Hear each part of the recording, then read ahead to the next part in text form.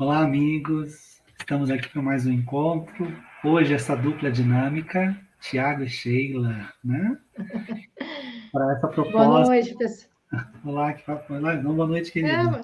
Boa noite, pessoal. Mais uma vez, juntos aqui. Vamos fazer um trabalho muito gostoso, né, Tiago?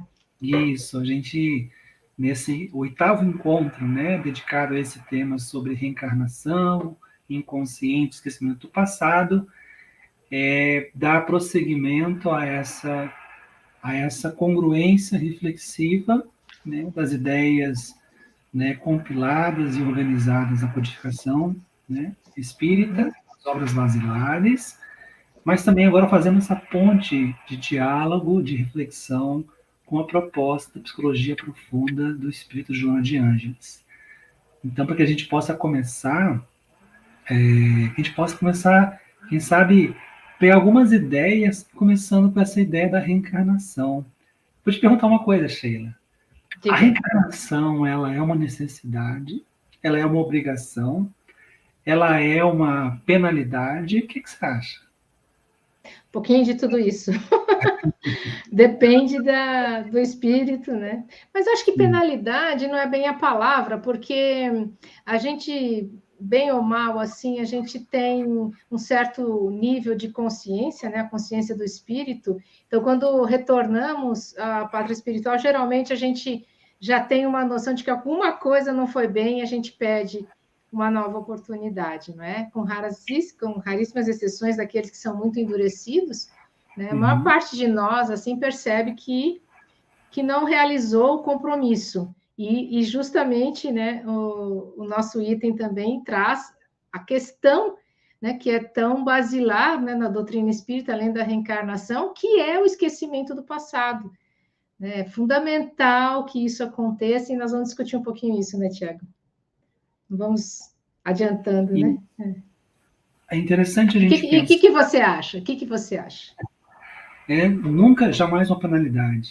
A Uhum. justiça, a amorosidade divina, a sabedoria das leis que governam a vida jamais seriam, né, desmedidas ou caracterizadas como uma penalidade. Faz parte da jornada reencarnarmos, né? Nós precisamos da vida física. Uhum. E essa necessidade, ela é imperiosa para que a gente compreenda a necessidade de uma lei maior que governa a vida, que a gente entende como lei divina, mas que ela se organiza em torno, de forma até didática, como Kardec nos trouxe, em várias dimensões. E uma delas é a necessidade da reencarnação, como uma lei importantíssima Uhum. para a vida humana. Ao mesmo tempo, quando a gente pensa em torno da reencarnação, o esquecimento do passado, nossa ideia hoje é mostrarmos como certas ideias, elas não são estanques, né? Como, por exemplo, o esquecimento, ele não é total, ou o esquecimento desse passado, ele não é necessariamente um apagamento do processo, porque a chegada da ideia do inconsciente, ela vai trazer reflexões muito importantes em torno de como que é esse processo dinâmico do nosso contato psíquico com esse passado espiritual, né?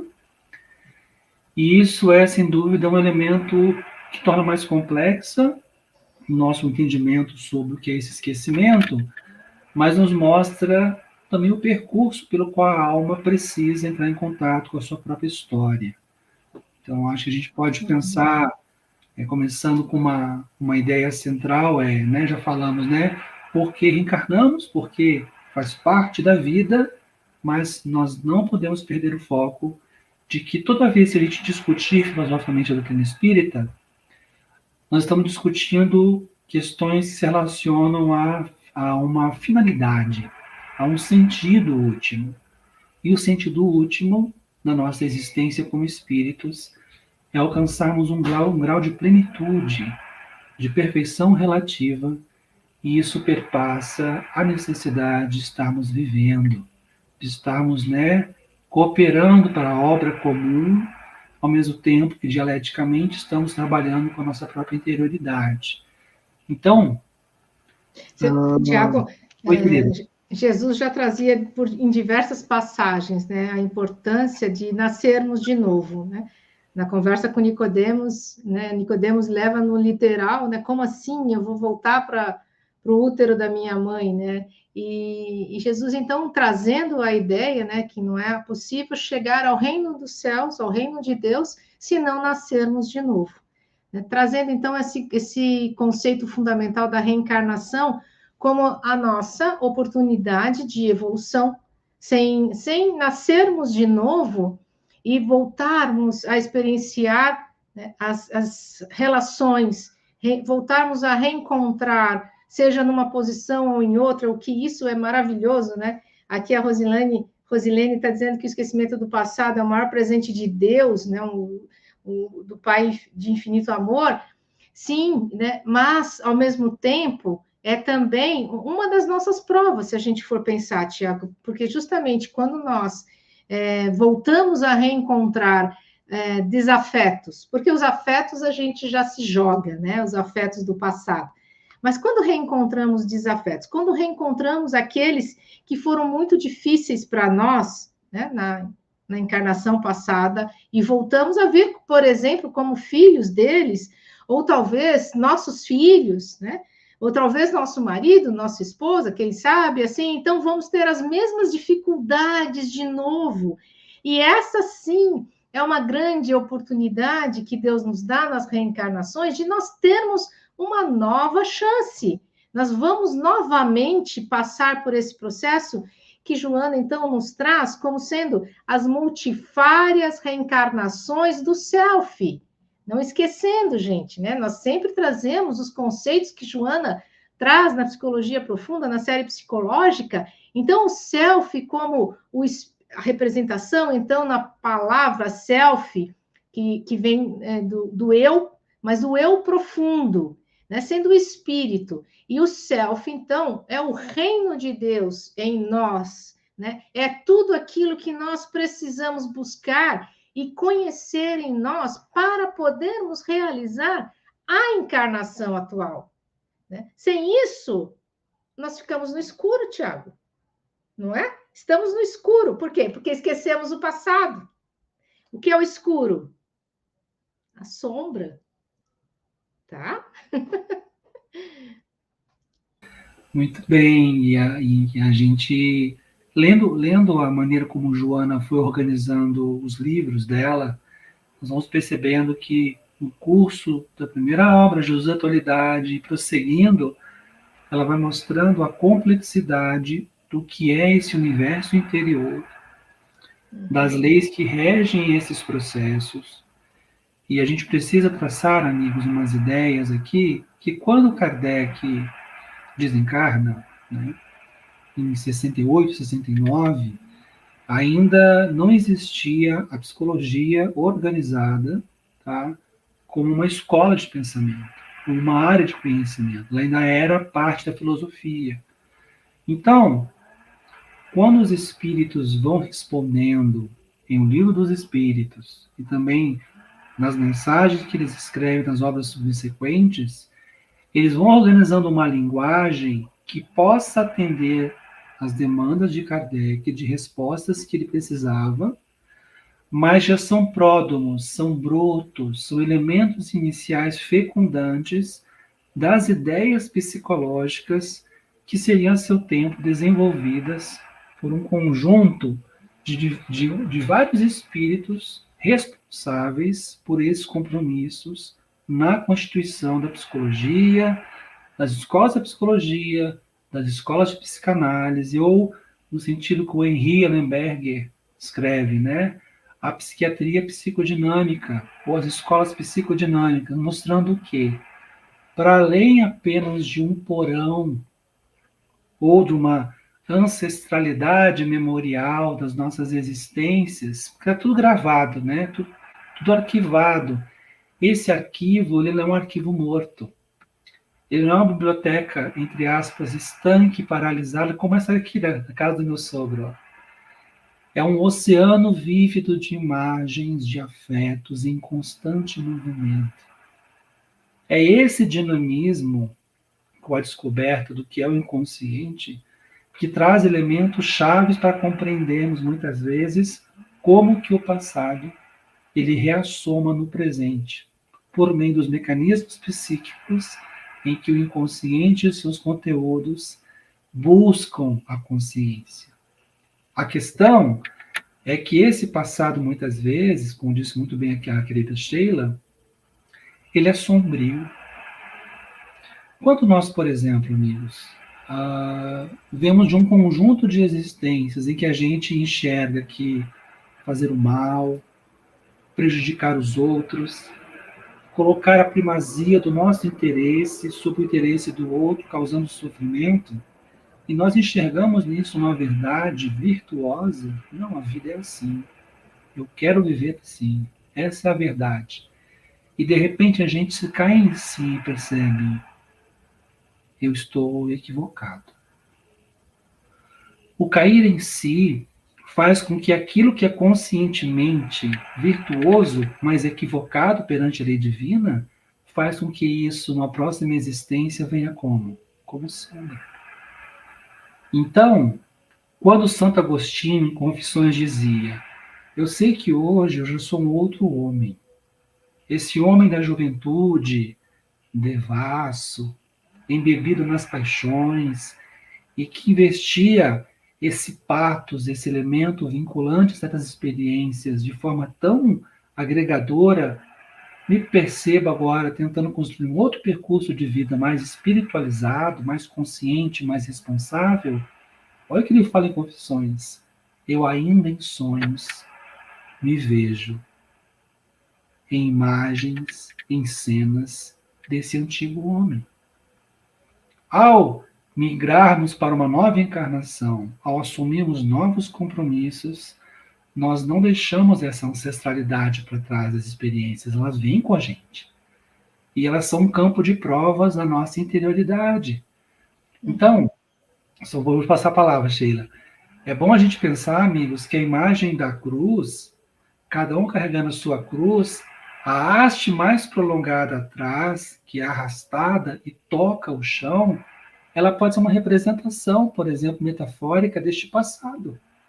A gente não pode cortar fora essa longa haste que a gente arrasta, porque ela faz parte da constituição da estrutura psíquica do que a gente é. Então, nós somos herdeiros de nós mesmos. Nós somos responsáveis pela nossa própria história. Até aproveitando essa imagem que você traz da cruz, a Maria Louise von Franz, uma das autoras junguianas, ela faz uma referência na cruz cada vez que o ego se sente muito ambivalente diante de alguma situação ou em dúvida, né? É como se ele tivesse crucificado, né? Ela traz a imagem da cruz também, porque são esses dois lados, né, que puxam, e o ego está no centro, mas cada lado faz uma pressão. Então, legal isso, Tiago, complementando, né, o fato da parte da haste arrastar no chão, e é aquilo que a gente traz. Eu me recordei, então, né, do que Joana de Ângeles traz, da culpa ancestral.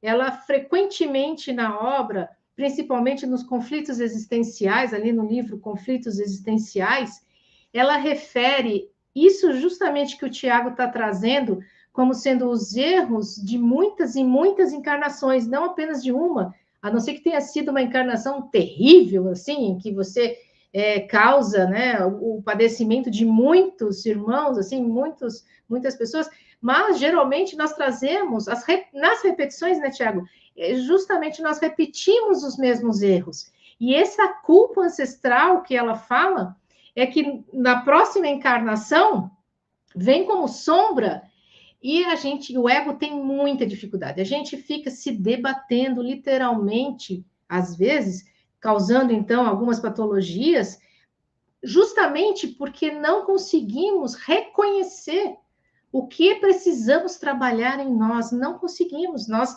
fazemos um processo de negação, às vezes maciço mesmo, não queremos de jeito nenhum voltar a vivenciar as mesmas experiências que nós já tivemos. Mas não é esquecimento do passado? A gente não está justamente né, precisando viver de novo, só que é como o Tiago está trazendo, nós esquecemos conscientemente, mas nós não perdemos inconscientemente. Então, está lá o registro, aquele arquivo, né? Ele está, e se for necessário, e quando for necessário, ele vem à consciência em forma de conteúdo. Vem para a consciência. Nós sonhamos, às vezes, que estamos sendo atacados por alienígenas, por exemplo. Essa é uma imagem típica de quem está recebendo um conteúdo totalmente estranho para o ego nessa encarnação, mas nós já vivenciamos em outras, então quando chega neste momento de vivenciar mais uma vez, ou porque já estamos preparados, né, Tiago? Isso a gente não pode esquecer. Se chega para nós uma grande dificuldade, é porque temos condições de trabalhar e superar essa dificuldade. A gente pode realmente confiar, né? Quando chega para nós, mas isso já me acompanhava, por que não veio aos 15 anos? Não, aos 15 anos eu era extremamente imatura. É agora, aos 50, 55, 60, que eu consigo lidar melhor com isso. E se eu ainda assim negar, e eu ainda assim fugir, o que pode acontecer? Pode acontecer alguma coisa. Ou não acontecer nada, né? Como muita gente fala assim, isso eu vou resolver só na próxima encarnação. É bem comum essa fala, né? Os espíritas adoram falar isso, porque sabem, né, que vamos ter muitas oportunidades. Só que vai postergar quanto tempo mais, né, Tiago? É verdade, querida. Eu sempre, quando lia mais novo o Evangelho, eu não era estudante de psicologia ainda. Eu pensava que, de fato, como disse a nossa colega, o esquecimento, amigos, ele é uma bênção. Nós não lembrarmos objetivamente de quem fomos, com quem estivemos, onde vivíamos, quais eram os nossos costumes, isso, sem dúvida, é uma bênção. Mas como que essas ideias do esquecimento do passado, objetivo, porque a gente não se recorda, e aqui nós não estamos nos referindo, amigos, das situações de memórias espontâneas. Isso acontece, as pessoas têm experiência de ter acesso a essas informações. Mas, de forma geral, nós não lembramos. E aí vem, por que é providencial não lembrar? Por que é providencial para nós não lembrarmos? Amigos, façamos a seguinte reflexão. Olhemos hoje como estão as nossas vidas. Olhemos os nossos relacionamentos conjugais, filiais, parentais, de trabalhos, comunitário, sociais. Todos nós temos problemas. O problema em si não é um problema. O problema faz parte da vida. O conflito faz parte da vida. A questão é que, se olharmos hoje como é a nossa vida, a gente pensa, nossa, eu tenho coisa bastante pesada acontecendo. Eu tenho coisas que eu não sei resolver. Isso falando em torno do presente. Agora vamos sobrepor. Se nós conseguíssemos ou fôssemos cotidianamente invadidos por imagens, por conflitos, por problemas relacionados a outras vidas. O ego, essa estrutura que surge na estruturação da psique, na condição humana, que é um pequenino, é o capitão do navio. Imagina o grande oceano. Tem um naviozinho lá, tem um navio, um capitão. Essa dimensão diminuta do ego perante a grandeza do que é o self, do que é a alma, mostra que nós não temos ainda a capacidade de lidar com esse volume, essa intensidade de conteúdos, que junto com esses conteúdos, para além apenas de imagens e representações, eles são coloridos, tingidos com experiências emocionais, afetivas. E isso que é o difícil. Então imagine sobrepor já as questões do presente, que nós já egoicamente, nosso ego tem dificuldade de lidar, sobrepor com mais questões. Então há uma sabedoria na própria autorregulação da psique de que, peraí, vamos com calma. Vamos por cotas. Como disse muito bem a Sheila, certas experiências de vida, amigos, em certos momentos de vida, parece que a alma, em sua sabedoria de compreensão do que nós precisamos, surgem circunstâncias que deflagram processos interiores com os quais nós temos que lidar.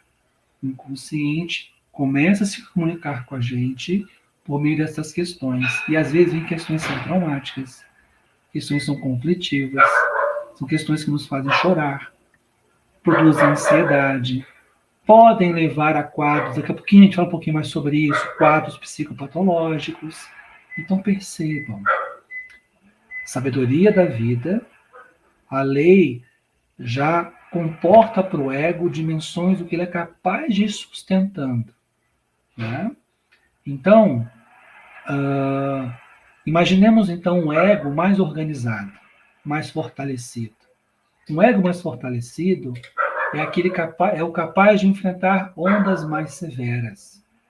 É capaz de lidar com conteúdos profundos da alma do inconsciente ou memórias que reassomam em estados afetivos.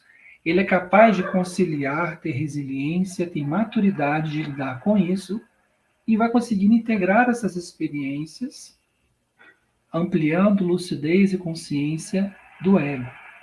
Então, veja, quanto mais o ego vai se estruturando, se organizando e se fortalecendo, mais ele amadurece para saber lidar com essas imersões no próprio inconsciente, ou quando visitada pelo inconsciente. Agora, egos mais imaturos, infantilizados, não dão conta desse processo. Então, imagine, não apenas aquilo do presente, mas juntarmos elementos do passado, como seria tumultuoso e dolorido lidar com essas questões, né, Sheila? Tiago, só lembrando, então, que o espírito, né, no comando da encarnação, ele tem, claro, uma amplitude maior que o ego. Mas se esse ego é imaturo, esse ego não consegue se relacionar muito bem ao longo das experiências, né, assim, do desenvolvimento, ou por percalços, ou por traumas, ou por situações que justamente a reencarnação proporciona, um ambiente familiar tumultuado, desestruturado, tudo isso, né, previsto, tudo isso do programa reencarnatório desse espírito. Mas esse espírito também não tem uma amplitude de evolução. Ele vai conseguir envolver esse ego até por ali, né?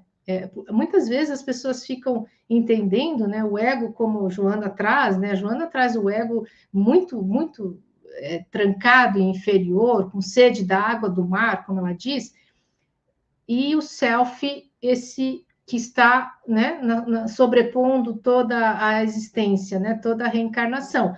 Mas é proporcional, né, gente? Se o espírito tem uma evolução adiantada, eu volto a falar, né, já disse algumas vezes, como Chico Xavier, que vem numa experiência messiânica mesmo, vem com um propósito, um trabalho, é lógico que esse espírito sustenta, apesar das grandes dificuldades que a existência pode estar imprimindo na vida, tá? Pode, mas o espírito sustenta. É um espírito grandioso, é um espírito de realmente, assim, de bastante estrutura, né? E aí, isso é uma vantagem porque o ego, mesmo segurando a encarnação, sabe, Tiago? Porque o ego, ele pode atrapalhar muito o nosso processo reencarnatório.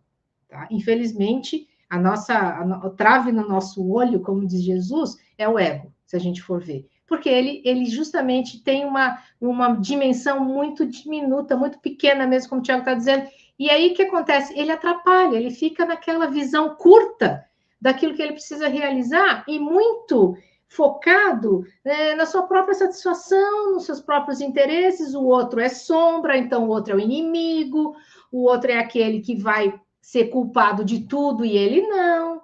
Então, nós estamos falando, né, de um processo reencarnatório que geralmente, né, começa assim, lento, difícil, no escuro, e aí sim, na vida adulta, na meia-idade, é que talvez esse ego consiga se dar conta, né? Com raras exceções, alguns espíritos na juventude já têm um conhecimento mais ampliado, mas também acontece, né, Tiago?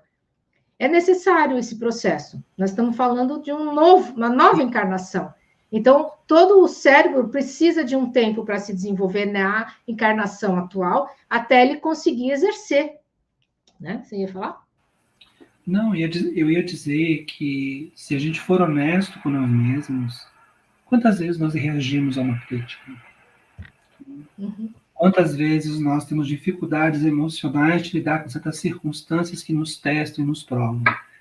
E se existe uma condição de vida mesmo, uma condição existencial, que talvez seja, colocar assim, né, é o core, é o centro que nos mobiliza e nos instiga a nos trabalharmos para sermos melhores, são relacionamentos. Então, os relacionamentos, eles são uma espécie de um termômetro sobre as nossas condições de aceitação, nossas condições de aceitarmos críticas, nossas condições de tolerarmos os outros e sermos tolerados. É sempre dialético. Tolerarmos e sermos tolerados. Sermos pacíficos e recebermos a pacificidade do outro. Então, o Evangelho, nessa proposta dinâmica, ele nos mostra que, como bem colocado pela Sheila, egoicamente, amigos, nós somos muito frágeis ainda. A alma em potência, a totalidade, ela está tentando levar o ego assim, venha comigo, me acompanhe. Essa é uma cena arquetípica de Jesus nos chamando ao trabalho, nos chamando à realização. Então, a alma vai convidando o ego no campo das experiências exteriores, no campo das experiências interiores, para mudanças, novos paradigmas. A gente reencarna. Quando nós reencarnamos e nós, de alguma forma, participamos do planejamento, a gente não reencarna para cometer erros. O erro faz parte da nossa imaturidade, da nossa inexperiência. Mas a gente reencarna com propósitos novos. Às vezes a gente olha esse novo ideário, esse conjunto de valores novos, eles são importantes. Quem sabe agora, reintegrado no ninho doméstico, com um grupo de espíritos com os quais eu tenho compromissos, eu consigo instrumentalizar esses valores agora. Então, a gente sabe que essa condição relacional em vida, quem é casado que sabe como é que é, quem tem filhos e filhas sabe como é que é, quem tem pai e mãe sabe como é difícil, já no cadinho doméstico já é um grande desafio. Agora, se nós pensarmos nas experiências mais difíceis, de almas mais endividadas, ou como disse muito bem a Sheila, imagine almas adversárias, imagine almas inimigas, que reencarnam como pai e filha, como mãe e filho. A gente sabe o quanto pode ser áspero esse processo, né? E que egoicamente a gente fala, eu não quero vivenciar isso, não quero fazer parte disso. Mas se nós somos espíritas e compreendemos que a gente reencarna segundo desígnios maiores, em uma sabedoria que é para o nosso bem, há uma finalidade última maior que a gente egoicamente não consegue entender, mas a gente acaba consentindo de coração, consentimento, a gente entende que esses retornos, essas reintegrações domésticas, elas são importantes. O que aconteceria, amigos, numa condição de um grupo doméstico de almas muito endividadas umas com as outras, se uma delas espontaneamente tivesse acesso às memórias passadas? Esse meu pai me matou. Quer dizer que essa dor que eu sinto hoje, essa animosidade tem uma justificativa.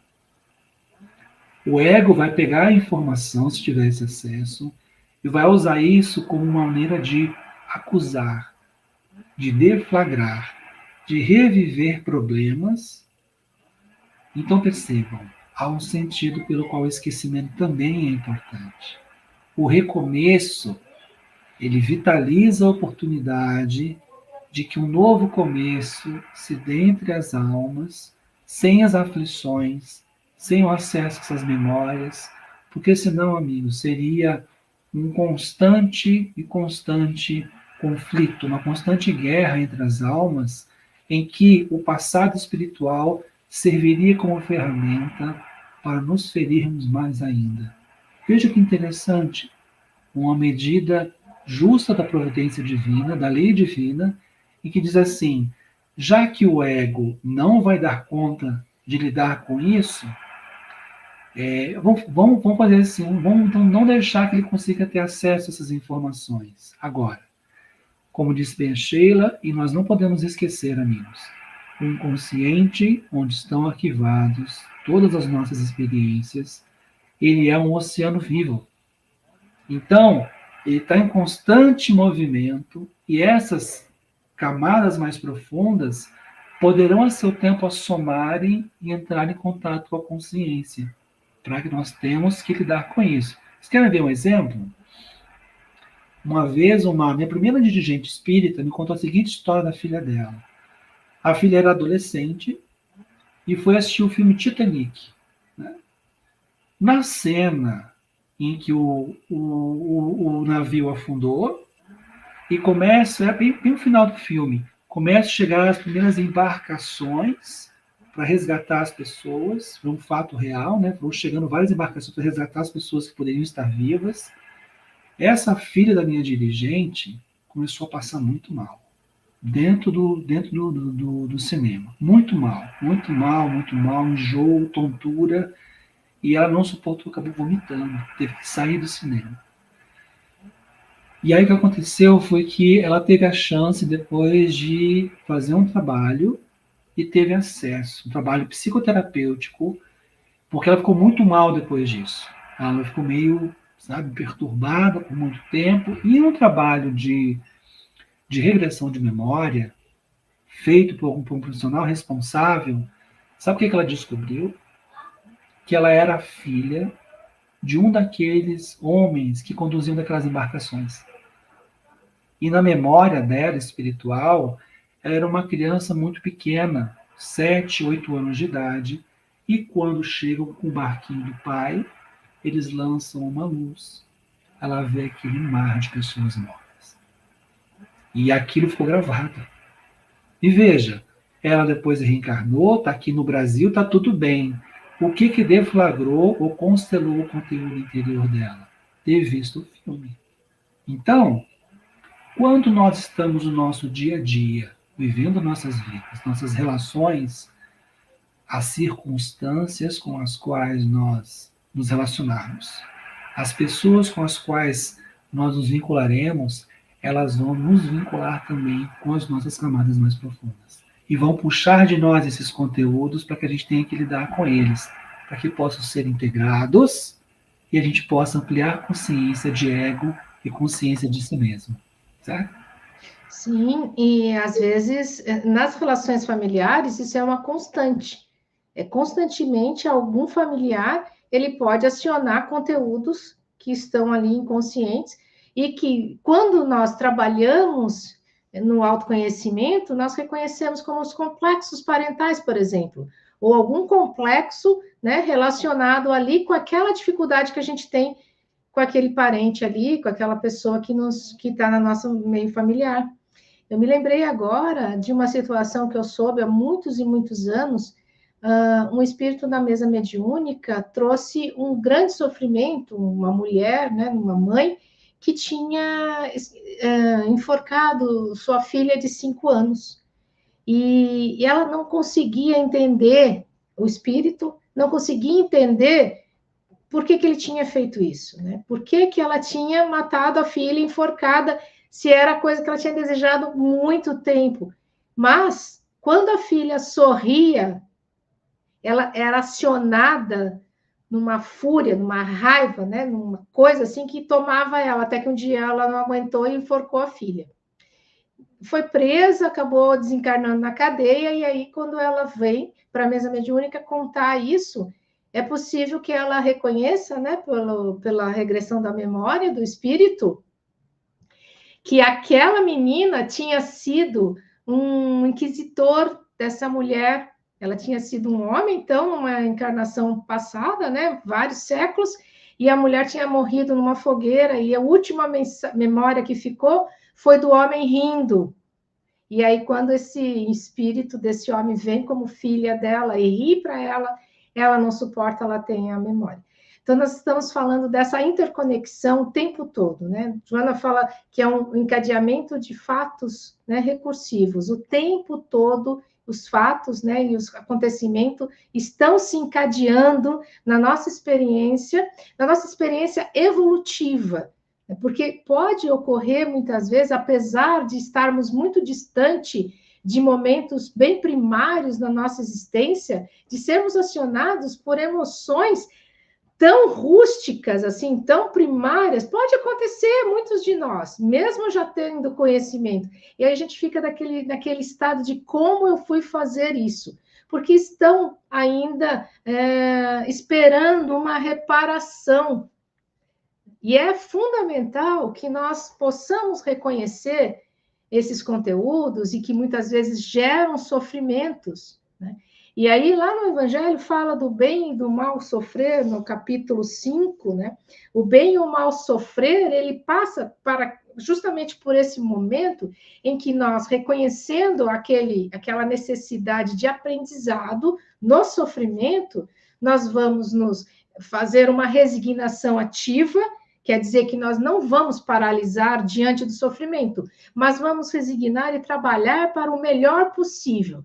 Superação e reparação, visto que nós não estamos sofrendo à toa. Nenhum de nós vai passar por um processo de sofrimento à toa. Ninguém. Não é nada por acaso. Então, quando nós estamos conseguindo reparar, né, chegamos na reparação, e é justamente a reencarnação que nos dá essa oportunidade, né? Porque pegando o exemplo dessa história, né, uma história muito triste, mas esse espírito que foi assassinado, estrangulado com 5 anos, né, se ela tivesse podido se desenvolver e mais tarde cuidado dessa mãe, por exemplo, né, como acontece muitas vezes, uma mãezinha assim que acaba adoecendo, ficando muitos anos numa cama, e ela pudesse ter cuidado amorosamente dessa mãe, quem sabe ela teria alcançado o perdão, não é? E a reparação teria sido feita. Olha o propósito da reencarnação, hein? Porque muita gente, mas para que a gente reencarna? Será que Deus está brincando com a gente, né? Deus não brinca com a gente. Deus é tão amoroso, ele tem tanto a nos oferecer que a reencarnação ela é essa oportunidade, né? Então, o bem e mal sofrer vai justamente passar não só por uma aceitação, mas por uma resignação, né? É você compreender, não só aceitar passivamente, mas compreender, fazer esse sentido que nós estamos trazendo, né? Qual é o sentido desse sofrimento? Algum sentido há, né? Mas por que comigo? Eu que estou lá na Casa Espírita trabalhando, fazendo, né? E estou me desenvolvendo super bem, já tenho todo o estudo da Joana de Ângeles, e por que comigo? E por que não com a gente? E por que não a nossa oportunidade, justamente, né, de provar a nossa fé, não é mesmo? Como Jesus trouxe. Então, né, os homens de pouca fé, quando eram provados, o que acontecia? Né? Maldiziam a Deus, né? Maldiziam a Jesus. Como é que não me abandonou? Não, ninguém me abandonou. Isso aí. A gente precisa encontrar uma maneira nova de compreendermos os eventos da vida, principalmente os mais difíceis. A partida de um ente querido, a precocidade de uma doença em um filho pequeno, o abandono de um ente amado que nos vai embora e nos deixa. Quantas não são as famílias em que relações se desfazem e normalmente é o homem que faz isso, né? Larga os filhos, a mulher. São situações que testam a alma, né? Levam a um lugar de dor, né? De ter que lidar com aquilo. E nós não precisamos, assim, eu queria pegar o exemplo que tu trouxe, sabe, Sheila, para trabalhar uma reflexão que é assim, amigos, isso é muito importante. Ninguém reencarna para fazer mal. E isso que diz são os espíritos, o livro dos espíritos. Ninguém reencarna com o objetivo de fazer mal. Agora, as nossas tendências, elas podem ser condicionamentos, hábitos tão arraigados que, como disse a Sheila, nós repetimos, né? Nós tendemos a repetir, porque estamos tão habituados a viver, a fazer as coisas, seja viver a nossa sexualidade, por exemplo, um tema tão delicado e sensível da experiência humana, né? Nós tendemos a repetir certos padrões. Então, romper com a cadeia do padrão estabelecendo um paradigma de vida exige algo que a Joana comenta, que é ter coragem para prosseguir diante de qualquer circunstância. A gente cai em si, a gente compreende os desafios da vida, a gente percebe que temos que começar de novo, resistir nossas tendências, porque nós somos humanos. E se nós temos essas heranças dentro da gente, a gente tem que ser humilde de reconhecer que elas são vívidas, elas são intensas, elas têm que ser trabalhadas. Então, temos que ter a coragem para prosseguir em qualquer que seja a circunstância que chegue para nós. Agora, o espírito Vitor Hugo, ele relata que isso é muito forte, ele diz, amigos. Eu vou dizer para vocês que é importante a gente pensar sobre isso. As grandes tragédias familiares, tragédias comunitárias, tragédias sociais provocadas pela mão do homem, segundo o espírito Vitor Hugo, nada disso tinha que acontecer por meio da mão do homem. A mão criminosa do homem, que instrumentaliza e pratica certos atos que violam a vida, violam a dignidade humana, violam afetos, elas não precisariam dessas ações para serem instrumentos da justiça divina. Deus tem sabedoria para buscar caminhos para que a gente possa nos repor a um equilíbrio cósmico. Agora, a dimensão do escândalo em vida, né, ele aparece diante da nossa condição egóica, infantil, primitiva até muitas vezes. E essa condição, ela repercute emocionalmente da forma como a gente se comporta uns com os outros. Então, os males que nós provocamos, eles são, sem dúvida, causados pela pequenez da nossa capacidade de consciência diante das circunstâncias que nós estamos observando. Então, toda vez que a gente vê uma tragédia, a gente pensar, nossa, o que levou essas almas a estarem juntas? O que levou a esse lugar tão difícil? Tenho certeza, essas reminiscências, às vezes são tão poderosas e fortes que elas, como sombra, elas se sobrepõem ao ego. E elas vão para o acting out, elas atuam, elas se exteriorizam e se plasmam em ações funestas e trágicas, como essa que é a história que a querida contou para a gente. Agora, quanto mais nós somos trabalhando, quanto mais nós somos honestos com a gente, porque, por exemplo, sabe quando eu já vi pai, já vi mãe dizer assim para mim, eu amo tanto um dos meus filhos, mas eu detesto o outro. Eu me sinto culpado por sentir isso. Não são espíritas. Só que a gente entende o que está acontecendo. São resgates, são reencontros necessários. Ou, por exemplo, apaixonamentos que acontecem em vida, que todos nós somos passíveis de viver, né? Reencontros espirituais que deveriam estar sendo regrados agora por mais cuidado, se já temos responsabilidades afetivas, temos que ter cuidado com os nossos sentimentos. Mas, às vezes, a força dessas imagens, dessa história espiritual, de paixões, de apaixonamentos, nos arrasta de novo. E a gente repete. Vocês assistiram Nosso Lar 2? Nosso Lar 2 mostra isso.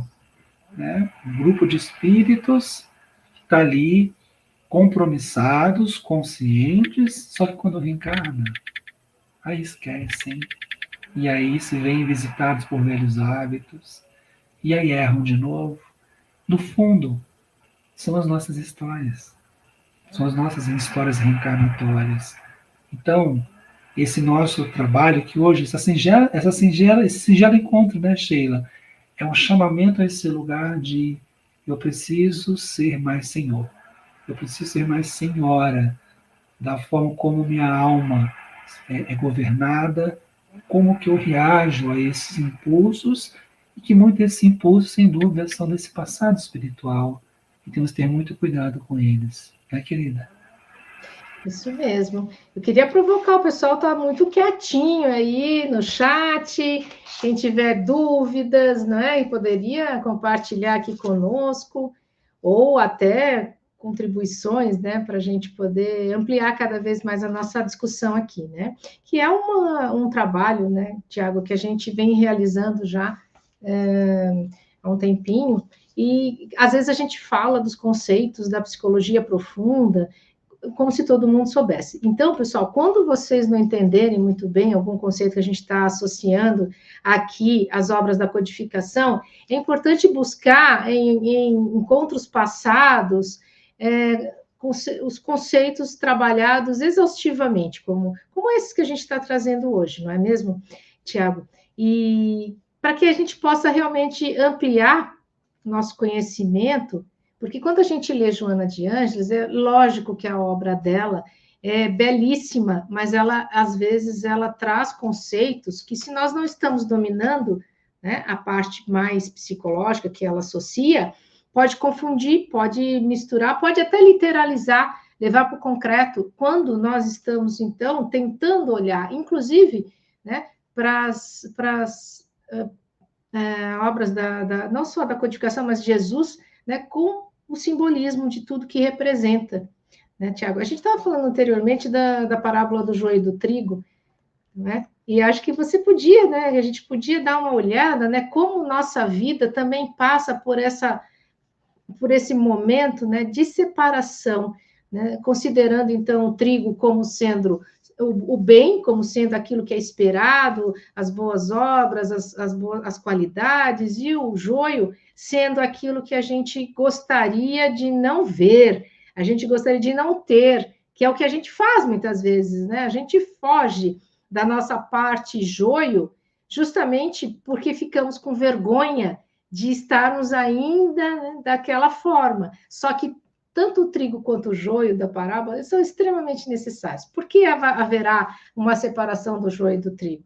Para que a gente possa evoluir, né? Para que a gente possa reconhecer essa parte imperfeita, essa parte ainda, né, não vamos dizer somente o mal em nós, mas essa parte que não recebeu luz, que ainda está na sombra. Né? Não que a sombra seja feita apenas de partes más, não. A sombra é tudo aquilo que nós não sabemos de nós, tudo aquilo que o ego não sabe de si mesmo. Então, está na sombra, está no inconsciente. Só que muitas partes da sombra, justamente porque nós chegamos num momento em que achávamos que já estávamos entendendo muitas coisas, já tínhamos conseguido superar, né, muitas das nossas imperfeições, não, na verdade, estão ali ainda, estão aparecendo, como essas repetições que o Tiago traz, né? São essas repetições que nos provam para nós mesmos que nós ainda temos que reconhecer e trabalhar esses aspectos que nós chamamos de mal, mas não esquecendo, então, que o bem e o mal são opostos complementares. Aquilo que nós caracterizamos como bem e como mal, eles se complementam, eles seguem juntos dentro de nós. Às vezes, né, quando nós damos assim muita importância a fazermos tudo certinho, sermos aquela pessoa exemplar, nunca erramos, não sei o que, não sei o que lá, acontece algo que nos traz, né, uma experiência que a gente fala, nossa, agora eu agi mal com essa pessoa. Ou mesmo que a gente não faça o mal propriamente, né, assim, em níveis gravíssimos, né, mas dependendo do quanto a gente já reconhece do bem e do mal, às vezes para nós é muito grave, né? É terrível. Né? A gente se envergonha, a gente se mortifica e não se perdoa, o que é pior. Então não é nada disso, né, gente? Nós estamos trabalhando aqui justamente a importância de reconhecermos aspectos da nossa personalidade que vão se apresentando, e quando nós conseguimos perceber algo de errado, de ruim, de mal na nossa personalidade, Vamos nos desculpar, sim. É o perdão e o auto-perdão que vai trazer para nós uma possibilidade realmente de evolução, tá? Senão nós vamos ficar paralisados. Nós vamos ficar arrastando a, a ponta da cruz. Né? Nós vamos arrastar essa ponta da cruz. Muito interessante. Sabe o que você me lembrou, querida? Uma história que o Alberto Almeida contou uma vez, muito singular, de como que o passado espiritual está ali, vívido, dinâmico no inconsciente, que ele pode ser, né, ele pode ser ancorado, ele pode ser constelado a partir de uma experiência objetiva da vida presente. Ele contou a história de uma mãe, estava com seus filhos pequenos, morava numa região urbana, uma cidade brasileira, e foi fazer uma visita a uma cidade do interior, um pequeno sítio, uma pequena fazenda do interior, na zona rural. E quando eles chegaram nesse lugar, a partir daquele momento, o filho menor começou a ter uma reação de muita repulsa em relação à mãe, e a mãe não estava entendendo o que estava acontecendo. O filho, que até então era muito próximo, muito ligado a ela, começou a rejeitá-la, não queria contato nem físico com ela, e ela foi procurar ajuda tanto para ele, mas quanto para ela também, que estava se sentindo muito mal, que algo havia acontecido. O doutor Alberto Almeida relata que fez uma regressão de memória nela, depois de tentar vários caminhos terapêuticos, porque estava se sentindo muito culpada, e ela teve acesso a uma memória. E olha que interessante. Ela vivia numa zona rural, muito parecida com aquela que ela foi visitar na vida presente, e era uma família com uma precariedade material limite, muito pobres, miseráveis, passavam fome, e ela era mãe dos mesmos filhos. E ela havia já tido uma grande prole, e aí nasceu mais uma criança, e ela, o que eu vou fazer agora? Não tem comida, não tem condições. E aí diz que em um dado momento, um dos filhos estava deitado numa cama de palha no chão, muito calor, e ela olhou para aquele menino de uns 5 ou 6 anos de idade, e ela achou que tinha morrido, tamanha a precariedade da condição. E ela diz de uma forma espontânea, não no sentido mal, mas ela disse assim: se ele morrer, ao menos vai ser menos um para alimentar. Só que o guri não estava morto. E o guri ouviu aquilo. E era um menino. A ideia de ser rejeitado, a ideia de que, como se eu tivesse desejado a morte dele, foi reavivada na encarnação seguinte, quando eles chegam em uma região muito parecida com aquela em que viviam. Então vejam que às vezes certas experiências, para serem digeridas, elas demandam muito tempo. Não é simples, sabe? Isso de cada alma, é o tempo da alma de cada um, em relação a como cada um lida com essas questões. O que isso tem a ver, por exemplo, agora, voltando, com a parábola do joio e do trigo? A condição humana, ela estabelece algo que é muito particular da nossa espécie, que é a ideia da ética. Né? Nós passamos a governar a vida valorando bem e mal, naquilo que é bom, naquilo que é ruim, e isso vai organizando a vida em cultura, vai organizando a vida em sociedade. Então Jung dizia, em algum momento, aquilo que eu passo a não mais querer na minha vida, o que é rejeitado individual ou coletivamente, passa a ser meio que reprimido.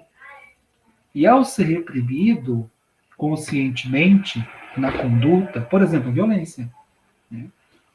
Você segurar seus impulsos para não ferir alguém numa discussão, tem a ver com um contrato social em que você agora entende que tem que buscar outros meios para você lidar com isso. E esse é o contributo da ética. Então, essa polarização entre bem e mal, muito bem colocado por ti, minha querida, que faz parte da dualidade, das polaridades da psique, ajuda a organizar a psique em relação a essas dualidades. O que chama a atenção é que muitas vezes nós temos dificuldade de entender o que é o nosso joio e o que é o nosso trigo. Às vezes as coisas são muito misturadas. E como diz muito bem a parábola, né, Jesus diz assim: o inimigo veio e semeou o joio no meio do trigo. Psiquicamente, esse inimigo, a gente pode dizer que é quando o inconsciente ele, ele chega à consciência e lança sementes, lança imagens, lança ideias, lança impulsos, e nós, de forma invigilante, nós simplesmente vamos repetindo aquilo que está nos demandando. É como se fôssemos governados por ele. E há muitas almas invigilantes, pouco conscientes de si, ou como fala Joana de Ângeles, aqueles são indivíduos fisiológicos, indivíduos pouco psicológicos e emocionais, que eles apenas vivem diante de impulsos interiores dos quais eles não pensam a respeito, eles apenas reagem. Pois bem, quando a gente passa a fazer uma compreensão de quem a gente é, quem sou eu? O que eu quero para mim? Quais são os meus impulsos? O que é bom? O que é ruim? O que eu valoro como justo e injusto para a minha condição de vida? Essa separação, que é individual e intransferível, nos faz compreendermos o que é joio e o que é trigo. Essa metáfora da separação, de esperar para que a gente consiga discriminar o que é o que, está na parábola que ele fala: espere as duas ervas se desenvolverem. Ou melhor, que nós possamos compreender melhor o que é o que. E amigos, nós não podemos arrancar o nosso passado. Sabe essa haste atrás da trave da cruz? A gente não pode cortar e jogar fora. Na parábola do joio e do trigo, Jesus é muito claro: vocês não jogarão o joio fora. O que eu faço com o joio? Ele fala: ele tem que ser queimado. E o fogo é uma metáfora alquímica de transubstanciação de substâncias.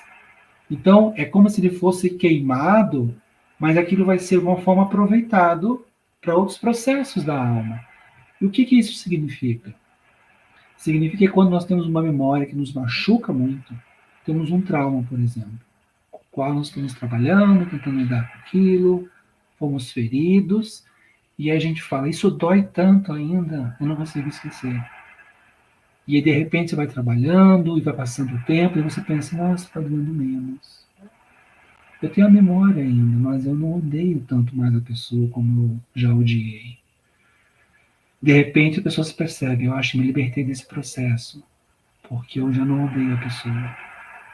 Há uma transmutação, não da memória, há uma transmutação do afeto.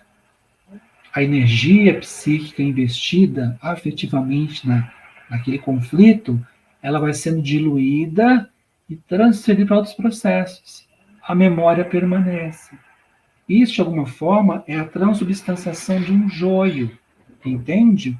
Para outros processos. Então, assim, veja como a gente pode pegar apenas essa parábola e pensarmos numa metáfora importante para processos nossos interiores, que a gente possui, e que todos nós temos as nossas questões a serem avaliadas. O que é joio em mim ainda, do qual eu não consigo me despojar?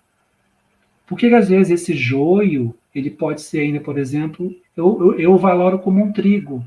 Olha que interessante. Eu racionalmente entendo certas condutas, certas ideias, certos afetos como perniciosos a mim. Mas emocionalmente, eu me parece que eu estou vinculado e apaixonado por isso ainda. Olha que paradoxo. Mas isso é alma, né? O que tu acha, Sheila? Maravilhoso, né, Tiago? A parábola, ela traz essa ideia, então, de crescer junto o trigo e o joio, e veja que muitos de nós, e nós mesmo, assim, durante um bom tempo, achávamos que o joio era a nossa melhor face, mas o trigo estava ali no inconsciente, a gente ainda não tinha conhecimento dele, né? Estava crescendo junto, né? Como Jesus recomenda, né? Não corta precipitadamente, senão você pode cortar o trigo junto com o joio.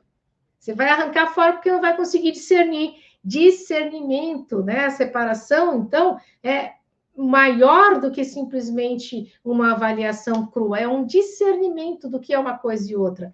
E bem como você falou, né, Tiago, o fogo nessa representação da transmutação, né? Na psicologia, para Jung, a cura, ela é transformação. Nós só atingimos a cura quando conseguimos transformar, transmutar, né? Reconhecer o outro lado, né? Jesus fala tão lindamente, damos a outra face, olhamos de outra maneira, né, a situação. E olhamos do lado, então, do joio, para poder, né, transmutar o joio, queimar, né? Ele bem entende. Jesus não falava as coisas pela metade nem solta, ele dava começo, meio e fim. Nós sabíamos, né, exatamente qual era o processo que ele estava ensinando, porque ele chegava ao final. Mas tem uma parte assim que ficou um pouquinho para trás, que são os servidores adormecidos e não perceberam, não é? Que estava sendo semeado o joio. Olha que interessante. O que Joana de Ângeles nos traz o tempo todo? Desperta. Estamos adormecidos. Não reconhecemos a nossa realidade íntima, última, né? Principal, que é o propósito do Espírito. Estamos adormecidos para o propósito do Espírito, não é mesmo? Então, despertar, né? Estar dormente na parábola está representando justamente esse tempo que passamos inconscientes, dormindo, né? Indiferenciados, estamos misturados. O joio e o trigo está misturado. Nunca esquecendo, né, que as parábolas, elas não estão falando de nada fora, estão falando do que somos, né? E do que estamos vivenciamos na época de Jesus e ainda estamos vivenciando agora e vamos continuar vivenciando, não é? Não quer dizer que o nosso planeta está em evolução e vai chegar lá num estágio melhor que nós não vamos vivenciar o que Jesus trouxe, porque Jesus já veio individuado. Jesus já veio mostrar para nós de uma forma tão completa, não é? Que nós levamos mais de 2.000 anos e ainda estamos entendendo, então, o simbolismo do que ele nos diz, não é mesmo, Tiago? E agora também, num momento da passagem, né, do joio e do trigo, nós vamos olhar para quando a gente consegue adquirir, então, esse momento que ele traz, né? Os bons herdarão a terra. O que Jesus está trazendo? O que representa, né? Os bons herdarão a terra, e a terra, nesse sentido, não só como o planeta daquele tempo, mas um planeta que está em transmutação também. O bom, nesse caso, é autoconhecimento, é você conhecer a sua profundidade, você não perder a conexão com o self e saber o tempo todo, né? O self, então, o espírito, o que nós estamos realizando aqui e agora. Ah, mas a verdadeira vida é do espírito. Tudo bem. Mas se nós não realizarmos o aqui e agora da melhor maneira que pudermos, cumprindo da melhor maneira que nós compreendemos a nossa experiência, tomando decisões acertadas, né? Então, nós vamos perder a experiência, vamos perder a oportunidade. A reencarnação como uma oportunidade, não é? Muito bem, querida. E tem umas perguntas aqui, os colegas estão falando. Vamos ver aqui, olha só. A Yara, ela fala assim: nos sonhos, algumas lembranças do passado podem ser acionadas? Acredito que sim, Yara. Mas a linguagem do sonho é sempre simbólica, nem sempre é literal. É claro que nós temos os sonhos espirituais, em que nós temos uma... Por exemplo, uma vez uma tia me contou um sonho, que foi um sonho espiritual, vívido e literal. Foi assim, ela teve um sonho com minha mãe já era desencarnada. Elas estavam almoçando, comendo alguma coisa, na casa dos meus avós, e a minha mãe disse para minha tia assim: você tem um problema. Ela: que problema? Você tem um problema na sua cabeça. Que problema na cabeça? Você vai descobrir e você precisa cuidar dele. Mas vai ficar tudo bem. Ela: mas que problema? E a minha mãe continuou comendo. E aí ela acordou. Alguns meses depois, na cozinha, limpando uma janela lá, ela escorregou da escada, bateu a cabeça no chão. Quando ela foi fazer os exames de imagens da cabeça, ela descobriu que assim, ela não teve nenhum tipo de fratura, mas identificou um problema que depois descobriram que era de infância, não diagnosticado, de um excesso de produção de líquor, aquele líquido raquidiano, que era tanta produção daquilo que no exame de imagem o cérebro dela estava comprimido para metade da caixa craniana. E eles não sabem como não afetou as funções cerebrais dela. Por conta disso, ela teve que botar um dreno para tirar esse excesso que continuava sendo produzido. Interessante porque o sonho foi literal. Agora, nas necessidades da alma, isso é bonito, gente. Eu acho que isso talvez seja a grande contribuição que o Jung nos traz e que se casa muito bem com a ideia espírita, com a proposta espírita. A alma tem uma sabedoria e que ela vai trazer os elementos que nós precisamos também pelos sonhos. A questão é compreender essas mensagens que vêm normalmente, às vezes, numa série de sonhos, né, uma série onírica, e que ela é simbolicamente, às vezes, muito complexa, mas são sempre mensagens relacionadas às nossas necessidades espirituais. Agora, tem a ver com o passado, com o presente? Acredito que tem a ver com essa integralidade, tem a ver com todos esses aspectos. Então, a alma vai sempre nos trazer os elementos, e claro, nós precisamos buscar formas de compreender o que está acontecendo. Mas, sem dúvida, querida Yara, o sonho ele é um caminho também para a individuação do espírito. E aí, quer ler a próxima pergunta, querida? Não, eu queria complementar também, trazer alguma experiência, assim, de que sim, os sonhos, às vezes, eles se passam numa época muito diferente da atual, as pessoas usando roupas, né, do século XVII, XVIII e tal, fazendo situações assim diferentes. Pode ser que seja uma reminiscência, até de vidas passadas, mas o que importa é o conteúdo que acontece, porque muitas vezes, né, a gente está impregnado de situações assim, de filmes, né, de coisas que a gente assiste de época. E aí pode ser que a gente se veja naquela situação, como você contou, né, Tiago? A situação do Titanic, a menina viu ali e ela teve uma reminiscência.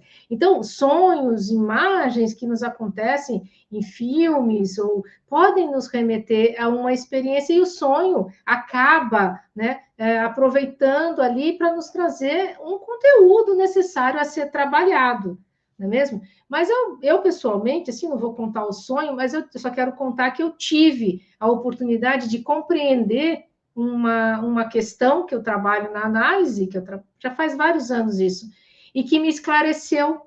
Foi muito bacana, assim, porque até nisso, assim, a gente tem uma proteção tão grande, né, que a espiritualidade dá uma colher de chá de vez em quando. Aí, quando a gente fica numa dúvida, né, atroz, né, o que esse sonho quer dizer, né?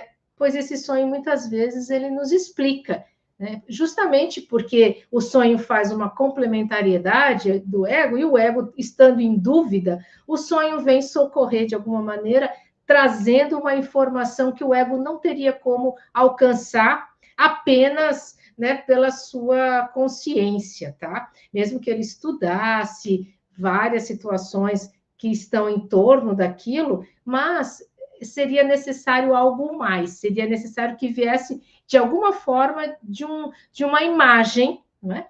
E essa imagem vindo do sonho, ela realmente ela nos toca mais profundamente, porque vivenciamos a experiência de novo. Tá? Então é bem legal isso assim quando acontece, né? Eu posso atestar que eu tive essa chance de compreender uma forma de reagir. Né? Eu tinha uma atitude que foi necessário, eu não estava compreendendo, mas que a partir do sonho, daquele sonho, eu consegui ampliar a consciência e poder lidar melhor com aquela situação, aquele conteúdo, aquela experiência que era difícil para mim. tá bem? Então, o sonho tem essa vantagem, né? Eles nos traz essa... Eu fui te ouvindo, lembrei de uma história, uma vez um amigo me contou, que eu achei e para você, Yara, vai ser uma experiência, uma resposta bem interessante para a tua pergunta. Olha que interessante. Ele relatou assim, que ele tinha um amigo que morava em Minas Gerais, e esse amigo contou uma história que deixou ele de cabelo em pé. Foi assim, ele já era casado, esse amigo já era casado, tinha uns 20 e poucos anos, e ele teve um sonho em que ele se viu na cidade onde ele havia nascido, né, uma cidade do Triângulo Mineiro, e que ele estava em uma avenida, passando muitos carros, num cruzamento de duas avenidas. Ele estava do lado da pista, na calçada, e ele olhou para o outro lado, para outra calçada, e viu uma mulher. E era uma mulher que olhava para ele fixamente, mas com muita serenidade. E ele, quando viu essa pessoa que não estava usando roupas contemporâneas, usava um vestido diferente, ele começou a chorar muito, muito. E ele dizia assim: o meu desejo era atravessar aquela avenida e ficar com ela, estar com ela. Mas passavam muitos carros. E quanto mais eu chorava, mais eu queria atravessar, eu não conseguia, eu queria estar com ela. E eu via claramente o rosto dela. Ela me olhava fixamente, com serenidade. E aí eu lembro que eu acordei chorando. Ele falou. E ele relata que 10 anos depois, a subir num posto de trabalho, indo pegar um café na copa do novo trabalho, veio de cara com uma pessoa. E era a pessoa. Com o mesmo rosto. E houve um reconhecimento mútuo. Sabe aquela passagem do Livro dos Espíritos? Como é que duas almas se reconhecem na multidão? E eles dizem, a ciência diz o magnetismo. O magnetismo, um fluido conecta as almas, mesmo reencarnando. E ele fala, amigos, e até vou puxar o fio aqui da pergunta da Maristela, é o dilema ético das nossas responsabilidades. E ele diz, eu já era casado, amava minha esposa, mas dentro de mim fervia um desejo de também estar com essa pessoa. E eu tive que fazer uma escolha. E aí diz, muita terapia, para entender o que era fantasia. E aí ele fez a escolha dele, foi continuar casado. Né? Mas ele fala, a intensidade daquele sonho mostrava que era uma pessoa importante do meu passado espiritual, mas que na conjuntura nova de vida, pelo livre-arbítrio, tinha uma escolha a fazer. E ele disse que pensou várias vezes o que fazer a respeito. E todos nós passamos por isso. Todos nós temos esses dilemas, não só no campo afetivo, mas veja, o sonho trouxe vividamente uma lembrança de um passado espiritual, de uma pessoa que deve ter sido muito importante para ele, e ele foi chamado a um lugar. E aí? E agora? Tá aí. Reapareceu com o mesmo rosto do sonho. Possivelmente, gente, ele viu a pessoa espiritualmente já encarnada já. Porque ele diz que... Como é que era o relato que ele falou? Que ela era mais nova que ele. Ele já tinha uns 20 e poucos. Ela parecia uma adolescente dos seus 16, 17 anos. E aí, quando ele disse que a reencontrou, era o mesmo rosto. Então, possivelmente, deve ter reencontrado ela espiritualmente em sonho, na forma presente. Olha que coisa. Mas é a vida chamando ao lugar. E aí? E agora? O que fazer? Sonhos premonitórios, viu, Ricardo? Tiago, porque a gente, né, o inconsciente, ele pode trazer alguns conteúdos, né, que ainda não aconteceram para a consciência, mas já estão no campo, né, psíquico, tá? E é interessante, assim, também que a roupa dela, né, era do passado, né? A roupa dela era do passado, quer dizer que, então, o que dava a entender, assim, olha, era de uma outra época, né? Você vai reencontrar com ela, mas hoje você tem outros compromissos, sim. A Maristela está trazendo, assim, que são compromissos assumidos ante a reencarnação, né? e ela diz que esta é uma forma prática de acessar as sombras, né? Na verdade, a sombra é projetada, né? A sombra, quando nós reconhecemos a sombra, ela já está na nossa frente, né? Ela já foi projetada. A projeção é do inconsciente, tá? Então, aconteceu ali, nesse momento, nesse exemplo que o Tiago está trazendo, assim, uma projeção da sombra de algo que estava inconsciente para aquela pessoa. Pode ter se tornado difícil para ele lidar, justamente porque era uma pessoa do trabalho, provavelmente, e aí todas as vezes que ele encontrasse essa pessoa, ele poderia lembrar, né, de alguma coisa que ele tinha vivido e não poderia não, mas ele faria uma escolha nesse momento, né, de permanecer casado, então ele teria que lidar com isso, né. O bom é que as nossas racionalizações, elas nos protegem às vezes, né? Então, se ele faz uma racionalização e, não, agora eu estou casado, eu preciso afastar isso de mim, as coisas vão se acalmando. Sim, mas tem um ponto aí, querida, e também na pergunta da Maristela, que é bem interessante. Ela fala assim, se quando nós refletimos sobre o que nós estamos sentindo em nossas interações, se isso é uma forma prática de acessar as sombras. De alguma forma, a expressão emocional nas nossas interações diz muito sobre aquilo que a gente nega sobre nós mesmos, né? Então, às vezes, a gente observa o comportamento de uma outra pessoa e aquilo nos irrita. Às vezes, aquela pessoa está externalizando de forma concreta, objetiva, algo que nos incomoda em nós mesmos. Então, né? Então, sim, mas na medida em que a pessoa já reconhece, não é mais sombra, porque ela já está na consciência, né? A sombra, ela é inconsciente, né? A gente tem que compreender essa questão, né? Assim como muitas vezes conteúdos que nós falamos que é da persona, né? Que é aquela como nós nos apresentamos socialmente, nós sabemos que ali naquele ambiente a gente se comporta de um jeito diferente do que a gente é na intimidade, a gente sabe disso, mas estando consciente, não há aquela dificuldade, muitas vezes, de se identificar com essa persona também, né? Como sendo uma parte nossa. A sombra é uma parte nossa. Só que na medida em que chega a consciência, deixou de ser sombra. Faz parte da consciência e o ego pode lidar ou não lidar. Né? Deixar escondido, como a gente fala, né? Sabe o que eu lembrei aqui? Compartilhar com vocês uma experiência familiar muito interessante, né? A minha mãe faleceu, ela tinha 30 anos de idade. E ela morreu muito nova, e eu lembro que uma história que a minha tia, a irmã dela me contou, foi que ela, já passado muito tempo, depois da desencarnação dela, muito tempo, talvez mais de 10 anos, bateu na porta lá da casa da minha avó, um rapaz, já era um homem já, mais velho, um pouco mais velho, e perguntou por ela. Ah, eu sou o fulano. E havia sido o primeiro namorado dela, né?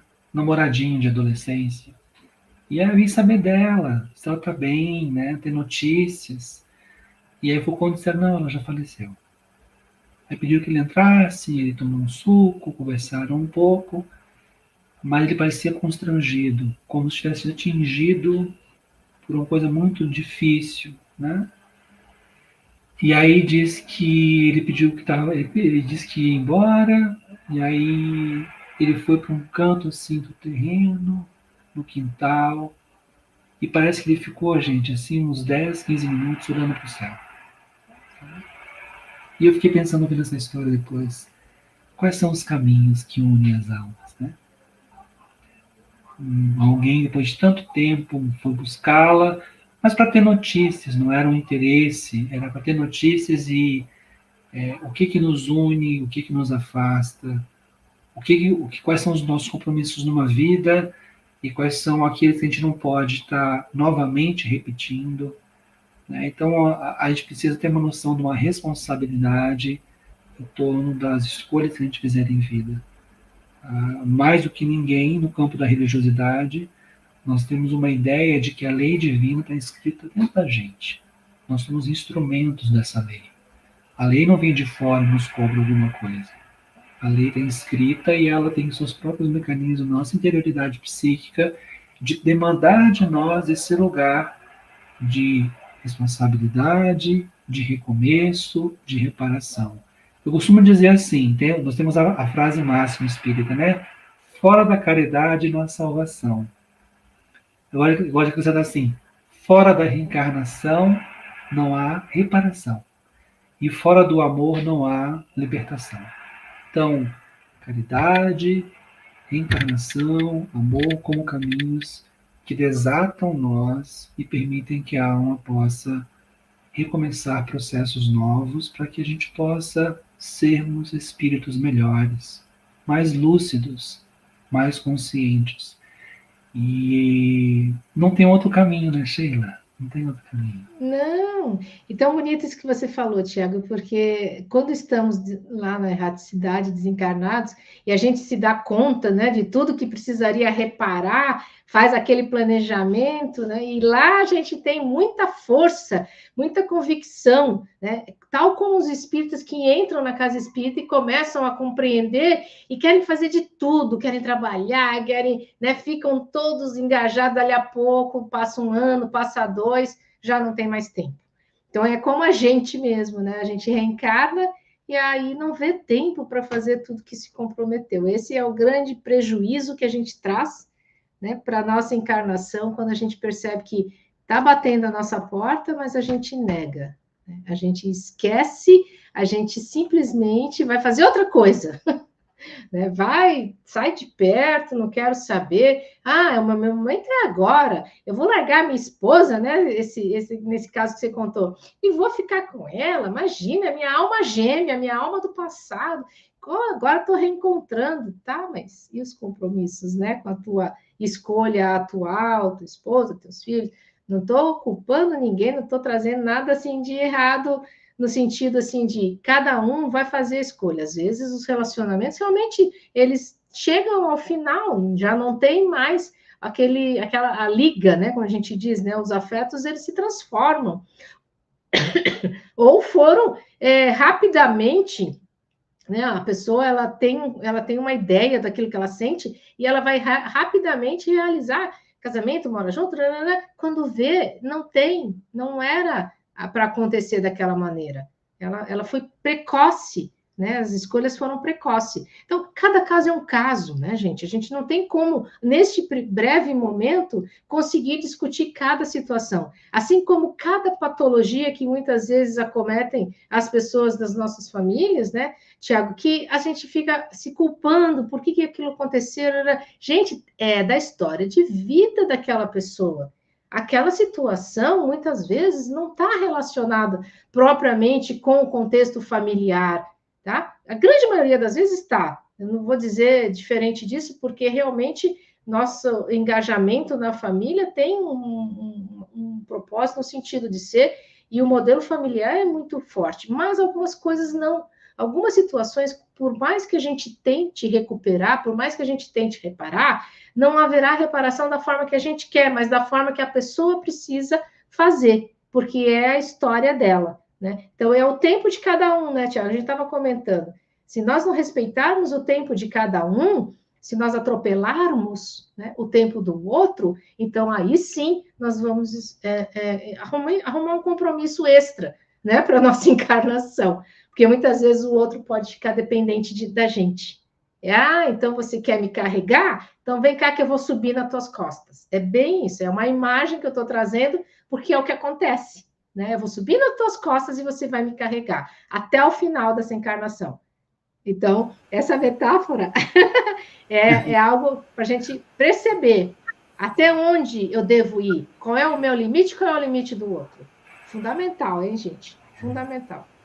E já que a Yara puxou a questão do sonho, estamos aqui compartilhando, né, essas reflexões. Uma vez meu pai me disse assim, né? O pai está desencarnado, mas ele disse assim: sonhei com a tua mãe. Me disse assim, eu estava com ela e perguntei para ela: por que tu foi embora tão cedo? Por que teve que ir embora tão cedo? Me deixou com uns 4 para criar. E ela disse assim: você sempre soube que seria assim. Esquecimento temporário, mas ele sabia, né? Nós sempre sabemos, né? Os principais lances das nossas vidas, há pontos-chaves, questões que têm a ver com esse planejamento, né, e que a gente precisa tomar consciência e adquirir uma sabedoria de...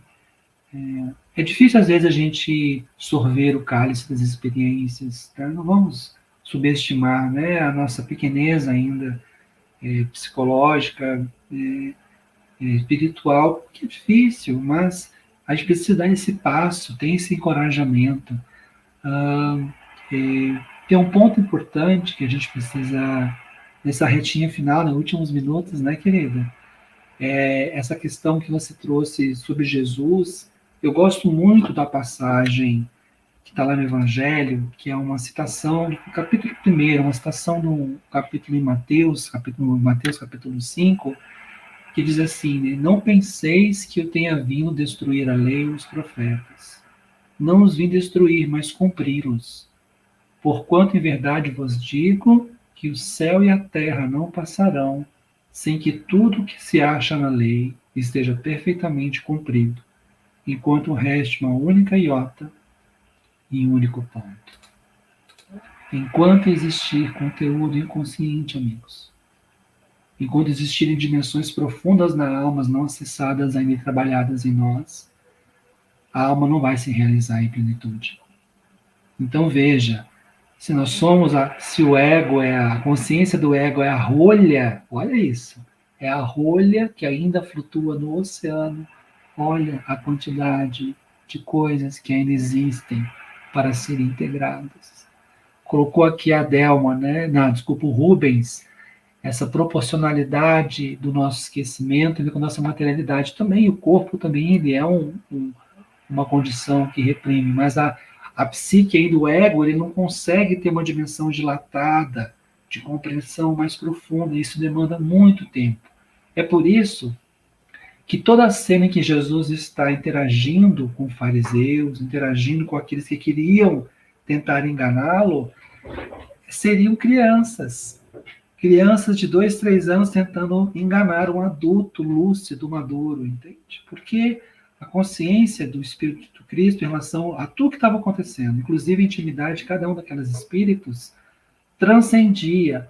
Mas essa capacidade lúcida, que nós também, a seu tempo, vamos alcançar e desenvolver, demanda trabalho e coragem. A gente tem que ter coragem, amigos, de quando visitados pelas nossas dificuldades interiores, tem que ter a coragem de respirar fundo, olhar para essas coisas, sejam elas emoções, sejam elas tendências, sejam elas dificuldades.